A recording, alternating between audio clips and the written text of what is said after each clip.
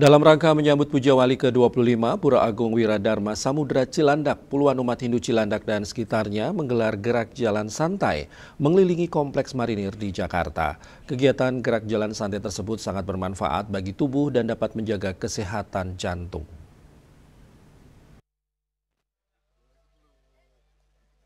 Dalam rangka menyambut Puja Wali ke-25, Pura Agung Wiradharma Samudra Cilandak, puluhan umat Hindu Cilandak dan sekitarnya menggelar kegiatan gerak jalan santai mengelilingi kompleks marinir di Jakarta. Salah satu Ketua Sukaduka Hindu Dharma Jakarta Selatan, Ide Bagus Wisnu Wardana mengatakan jalan santai termasuk dalam olahraga ringan. Manfaat jalan kaki bagi kesehatan tak boleh disepelekan begitu saja. Jalan kaki diketahui dapat meningkatkan proses metabolisme serta pembakaran kalori dalam tubuh sehingga mampu menurunkan kadar lemak berlebih dan mengontrol berat badan.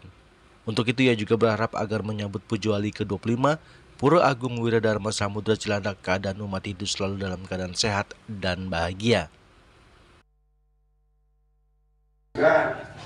Puja Wali itu kan karya bersama. Dengan diawali olahraga bersama ini bukan berarti mau sekedar formalitas.